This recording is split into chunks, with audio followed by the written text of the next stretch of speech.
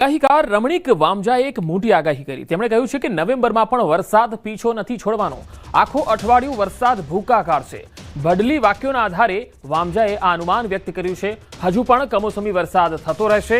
3 થી 5 નવેમ્બરે ભારે વરસાદનું અનુમાન વ્યક્ત કર્યું છે। આવનારું વર્ષ સારું રહેવાનું તેમણે અનુમાન વ્યક્ત કર્યું। ખેડૂતો માટે વામજાની જોરદાર આગાહી। એપ્રિલ સુધી સારો માલ સાચવી રાખશો તો ફાયદો થશે। ખાસ કરીને સફેદ વસ્તુના ભાવ વધવાના છે। થવાનું એનું કારણ એ છે કે આ બદલી વાક્ય અને ખગોળ વિદ્યાના આધારે ચૈત્ર મહિના પડ્યો, વૈશાખ મહિના પડ્યો, જેઠ મહિના પડ્યો અને અષાઢ મહિના પડવાના દિવસો હોય છે।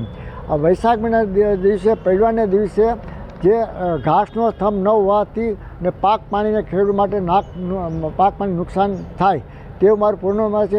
હજી પણ પાછતરા વરસાદ થશે। તારીખ 3/11 થી 5/11માં પણ વરસાદના સંજોગ છે।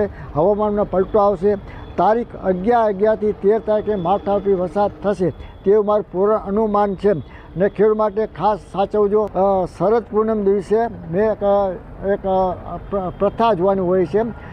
રાતે 8 વાગ્યાથી સવારના 6 વાગે એક થાળીમાં ખાંડ રાખવામાં આવે છે, એક થાળીમાં પૌવા રાખવામાં આવે છે અને એમાં અતિ પૌવાનો ભેજ આવવાથી આવતું વર્ષ અતિવૃષ્ટિ થશે અને સારામાં સારું વર્ષ જશે। મગફળી ખેડૂત સારો માલ સાચવજો કારણ કે એપ્રિલ મે મહિનાની અંદર ભાવતાલ આવશે અને કપાસ પણ સફેદ વસ્તુ મોંઘી થશે।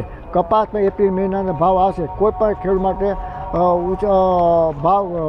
ભાવ વધશે એવું મારું પૂર્ણ અનુમાન છે।